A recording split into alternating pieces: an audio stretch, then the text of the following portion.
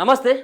మొన్న కోమటిరెడ్డి రాజగోపాల్ రెడ్డి చేసినటువంటి వ్యాఖ్యల నేపథ్యంలో మరి ఒక పక్కన జానారెడ్డికి అలాగే ఈ కోమటిరెడ్డి రాజగోపాల్ రెడ్డి మధ్యలో ఇక పెద్ద గ్యాప్ వస్తుంది. ఇక వీళ్ళిద్దరి మధ్యలో ఏదో పెద్ద పంచాయతీ నెలకొన్నది. నల్గొండ జిల్లాలో మొత్తం ఇక ఆగమాగం అయిపోతుంది. రెడ్డి రాజ్యం అంతా రెండు విభాగాలుగా విభజించి ఇక పరిపాలన కొనసాగుతూ ఉంటుంది. అక్కడ ఎవరి వర్గం వాళ్ళకే ఉంటుంది అని చెప్పేసి భావించినాం. సరే, రెడ్డిలు పంచాయతీ పెట్టుకోవాలని చెప్పేసి మనం ఎక్కడ కూడా కోరుకోవట్లేదు. కానీ కోమటిరెడ్డి రాజగోపాల్ రెడ్డి చేసినటువంటి వ్యాఖ్యలు ఒక కాంగ్రెస్ పార్టీలో ఉన్నటువంటి ఒక నేత పైన, సీనియర్ నేత పైన వివాదాస్పదమైనటువంటి వ్యాఖ్యలు. వివాదాస్పదం అంటే దుర్మార్గుడు అన్నటువంటి వ్యాఖ్యలు చేసిండు. దాంతోపాటు ధృతరాష్ట్రుడు అని చెప్పేసి వ్యాఖ్యలు చేసిండు. ఇక దుర్మార్గుడు కంటే ఇంకా ఎక్కువ ఉంటుంది. ఇక అంతకంటే ఇంకా ఎక్కువ మాట, మిక్కిన మాట ఇంకేమన్నా చెప్పు. ఒక ఆ పార్టీలో ఉన్నటువంటి నేత పైన ఆ పార్టీ నేత ఒక దుర్మార్గుడు ఇతను అని చెప్పేసి అంటే ఇక అంతకంటే ఇక ఘాటైన పదం ఇంకేం వాడాలి. ధృతరాష్ట్రుడు అన్నటువంటి పదం ఇక కన్ను లేనటువంటి పోల్చిండు. కన్ను లేనటువంటి వ్యక్తి ధృతరాష్ట్రుడు.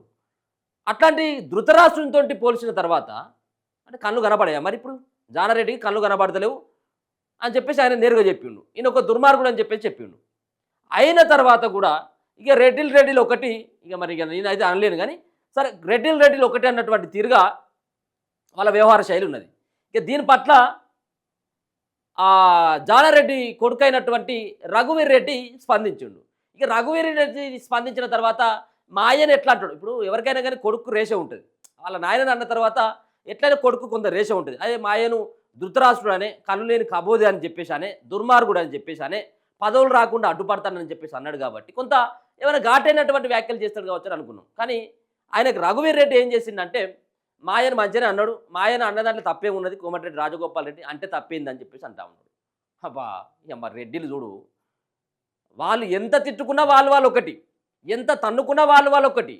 రాజకీయంగా లబ్ధి పొందడం కోసం వాళ్ళు ఏదైనా చేస్తారు, ఏమైనా తింటారు. సో ఇది నగ్న సత్యం. మరోసారి నల్గొండ జిల్లాలో ఇప్పుడు తేట తెల్లవైపోయింది. ఇక దీనిపైన ఒక్కొక్కరు కొంత బట్టలు చెప్పుకున్నారు. కోమటిరెడ్డి రాజగోపాల్ రెడ్డి ఎట్టెట్లా జానారెడ్డిని అంటాడు అని చెప్పి. కానీ వాళ్ళకు మాత్రమే పంచాయతీలు ఇవ్వలేవా. ఇక మేమే ఒకటి, మీరేంద్రపై మీరు మాట్లాడుకునేది అని చెప్పేసి ఒక పక్కన చెప్పి ఇది ఈ యొక్క చైతన్యం బీసీల పైన ఉంటుందా? బీసీలకు ఉంటుందా? ఎవడన్నా కూడా వచ్చి ఇదే ఒక రెడ్డి సామాజిక వర్గం వచ్చి ఈ బీసీలు గౌలైనకు ముదిరాజకు పలానా సంబంధించినటువంటి వ్యక్తి నిన్ను అంటా ఉన్నాడు అరే అని చెప్పేసి అన్నాడు అంటేనే ఇక వాడు వీడికి ఇద్దరి మధ్యలో ఇక తన్నులాట పెట్టేటువంటి ప్రయత్నం చేస్తారు రెడ్డిలు. కానీ వాళ్ళ పంచాయతీలు వాళ్ళు చచ్చిపోయేంత వరకు ఇద్దరు బీసీలు అక్కడ కొట్టుకొని చచ్చిపోతారు. చచ్చిపోయిన తర్వాత కూడా మాట్లాడుకోరు. అట్లా రేషం ఉంటుంది. కానీ రాజకీయాల కోసం నానా రకాలైనటువంటి గడ్డి తినేటువంటి రకాలలో ఇక్కడ ముఖ్యంగా కనబడతా ఉన్నది. ఏదో నల్గొండలో వాళ్ళు మాట్లాడుకున్నటువంటి మాటలు కానీ ఒక పక్కన విమర్శలు చేసుకున్నప్పుడు కూడా మేమేమి మాట్లాడుకుంటాం, మేమేమి విమర్శలు చేసుకుంటాం, మా ఇష్టం వచ్చినట్టుగా తిట్టుకుంటాం అని చెప్పేసి జానారెడ్డి కొడుకు రఘువీర్ రెడ్డి చెప్పిండు. ఇక ఎక్కడ ఇక గీత దాడులు లేదు, ఒక పక్కన పీసీసీ చర్యలు తీసుకునేది లేదు, రేవంత్ రెడ్డి చర్యలు తీసుకునేది అసలే లేదు. ఇక వాళ్ళు కాంప్రమైజ్ అయిన తర్వాత ఇక పంచాయతీ ఎక్కడిది? మాయనంటే మీకే నొప్పి అని చెప్పేసి అన్నాడు. ఇక మాయనంటే మాకే నొప్పి లేదు, మీకే నొప్పి అని అంటున్నాడు ఆయనే. ఒకసారి ఇందాం ఆయన ఏమన్నాడు అనేది. ఫస్ట్ మొదలుగో ఈయన అన్నది ఇందాం. కోమటిరెడ్డి రాజగోపాల్ రెడ్డి ఏమన్నాడు, ఫస్ట్ జానారెడ్డిని కోమటిరెడ్డి రాజగోపాల్ రెడ్డి ఏమన్నాడో, ఒకవేళ కనుక ఈయన అన్నటువంటి మాటలకి మీ నాయనను కనుక కేవలనేది ఉంటే కొడుకు అట్లే స్పందిస్తాడా? ఒక్కసారి వాళ్ళ జానారెడ్డి కొడుకు అయినటువంటి రఘువీర్ రెడ్డి కూడా ఎట్లా స్పందించడో చూపెడతా. ముందుగా ఈయన ఏం మాట్లాడినా ఇందు. అంటే నేను నా పదవి కోసం నేను పదవి అడుక్కునే పొజిషన్ నా ఎమ్మెల్యే పదవి తెచ్చుకునే పరిస్థితి లేదు. ఈ తెలంగాణ రాష్ట్రం కోసం 5 ఏళ్ళు పోరాటం చేసి సోనియా గాంధీ కాంగ్రెస్ పార్టీ ఒప్పించి పార్లమెంట్లో తెలంగాణ గొంతు వినిపించి తెలంగాణ తెచ్చిన ఎంపీల్లో నేను ఒకరిని. నాకు ఒక కమిట్మెంట్ ఉంది. ఈ తెలంగాణ రాష్ట్రం బాగుండాలి, ఈ తెలంగాణ రాష్ట్రం అభివృద్ధిలో ముందుకు దూసుకుపోవాలి, తెలంగాణలో ప్రతి పేదవాళ్లకు కాంగ్రెస్ పార్టీ అండగా ఉండాలని చెప్పి పనిచేస్తున్న, నిజాయితీగా పనిచేస్తున్న వ్యక్తిని. కాబట్టి నా విషయంలో కొందరు నాయకులు మీరు చెప్తే బాగుండదు, దుర్మార్గంగా ధర్మరాజులాగా ఉండాల్సిన జానారెడ్డి గారు కూడా మహాభారతంలో ధృతరాష్ట్రం పాత్ర పోషిస్తాడు. నాకైతే బాధ అనిపిస్తుంది. నాలాంటి వ్యక్తికి ఏదన్నా వస్తుంది అంటే 10 మందికి పనికొచ్చే మనిషిని 1000 మందిని కాపాడే వ్యక్తిని నాలాంటి వ్యక్తికి అడ్డం తగులుతుందంటే ఇక నేనేం చెప్పాలో నాకు అర్థమవుతలేదు. అందుకని ఇంతకంటే ఎక్కువ చెప్పలేదు, ఇప్పటికే చెప్పదలుచుకుని చెప్పిన మనసులో ఉన్నది చెప్పినా మరి నన్ను చూస్తే భయపడుతున్నారు అందరూ. మీరు వస్తున్నట్టుగా రామోడు వస్తే ఏం చేస్తాడో ఆయన మా మాట ఇంటడో ఇవ్వడో అనుకుంటున్నా ఏందో మరి అధిష్టానమేమో ఇస్తా అంటుంది. అధిష్టానమేమో ఇస్తానంటా ఉన్నది. ఇప్పుడేమో కోమటిరెడ్డి రాజగోపాల్ రెడ్డికి అధిష్టానం పదవి ఇస్తానంటే ఆడ మన జానారెడ్డి వద్దు, ఇక్కడ ఆల్రెడీ నల్గొండ జిల్లాలో 2 అయిపోయిన్లు ఇస్తే ఇక్కడ రంగారెడ్డికో హైదరాబాద్కో ఇవ్వమని ఆయన ఏదో ఉత్తరం రాసిండట. ఇక దాన్ని బట్టి ఈయన మాట్లాడిండు. ఆయన అధిష్టానంకే లేనటువంటి నొప్పి ఈ జానారెడ్డికి ఎందుకు నొప్పి అని చెప్పేసి ఆయన చేసినటువంటి వ్యాఖ్యల యొక్క నేపథ్యం. ఇక దానికి మాట్లాడుతూ సరే ఓకే, ఇప్పుడు వాళ్ళ నాయనను అంటే కొడుకుగా ఎవరైనా కానీ స్పందిస్తారు. ఏమైనా స్పందిస్తారు, మా నాయనని ఎట్లా అంటామని చెప్పేసి మనం కొంత నిలదీస్తాం. కానీ ఇక్కడ వేరే విధంగా ఉన్నది. ఎవరు జానారెడ్డి కుమారుడు, ఆయన మాటలు వేరే రకంగా ఉన్నాయి. అంటే మీద తీరాదు, మా ఆయనే కదా అన్నది అంటే అన్నది, మావాడే కదా రెడ్డే కదా అన్నటువంటి తీరుగా ఉన్నది. ఒకసారి చూడు. స్టేట్మెంట్ ఏం చేయలేదండి, కాకపోతే అది పబ్లిక్ మీటింగ్ కాబట్టి మీరు పబ్లిక్ ఇది చేస్తున్నారు. వారు అనుకున్నది వారు చెప్పిందంటే వారు ఏం తప్పుగా ఏం చెప్పలేదు.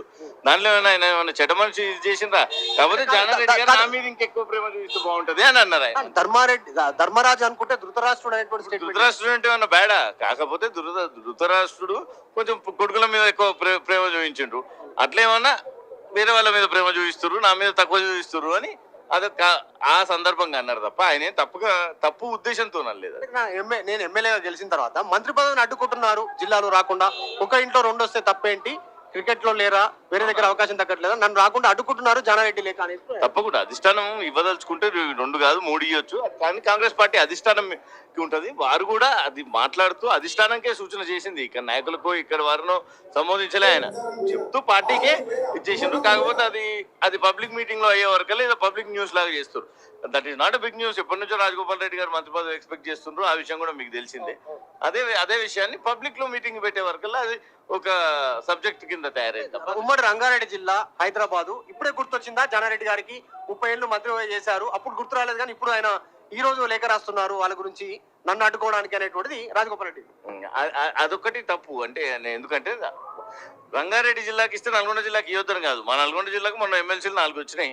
మన అదృష్టం. అట్లనే నల్గొండ జిల్లాకు కొంచెం టైం నడుస్తుంది. ఇంకోటి 3రోజు కూడా వస్తుంది, తప్పకుండా వస్తుంది. కానీ జానారెడ్డి గారు చేసిన సూచన only pertaining to Hyderabad Rangareddy వాళ్ళకి కూడా ఎవరికో ఒకరికి ఇస్తే ఇక్కడ పార్టీ కొంచెం మొన్న ఎలక్షన్లలో కూడా మంచిగా కాలేదు, రిజల్ట్ సరిగ్గా లేదు. కాబట్టి ఎవరికైనా మంత్రి పదవి ఇచ్చి ఇక్కడ పార్టీని పటిష్టపరిచే అవసరం ఉంది అని జానారెడ్డి గారు లేఖ రాసింది.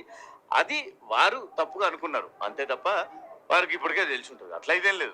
అంటే ఇక్కడ ఇవ్వమంటే అక్కడ ఇవ్వద్దని కాదుగా. మన నల్గొండ జిల్లాకు తప్పకుండా ఇంకోటి కావాలి. కానీ ఒక పదవి ఏదైనా రంగారెడ్డి హైదరాబాద్ వాళ్ళకి కూడిస్తే ఇక్కడ పార్టీని పటిష్టపరిచేదానికి బాగుంటది అని వారు. వారవా ఏం నాటకాలు ఇవి. ఏది నల్గొండ జిల్లాకు 2 ఇచ్చిండు, ఇంకోటి కావాలి. ఎవరికి ఇవ్వాలి?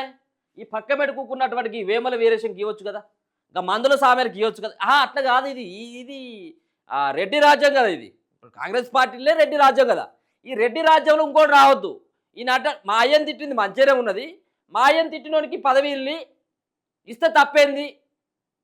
మరి అమ్మ ఇదెక్కడి న్యాయం? ఇది ఎవరైనా కానీ ఏదైనా అంటారు కావచ్చు, కానీ ఈ మనిషి ఇంకా 2 మాటలు ఎక్కువనే అనకపోయినావు అని చెప్పేసి అనేటువంటి తీరుగా రఘువీర్ రెడ్డి యొక్క వ్యాఖ్యలు ఉన్నాయి. చూడండి, దయచేసి బీసీ సోదరులారా ఒకసారి ఆలోచించాల్సినటువంటి అవసరం వచ్చింది. వాళ్ళు తిట్టుకున్నా ఒకటే, వాళ్ళు తన్నుకున్నా ఒకటే. రాజకీయాల కోసం వచ్చినప్పుడు వాళ్ళు ఎవరినైనా అనగదొక్కడం ఈ రెడ్డిలకు మాత్రమే సాధ్యం.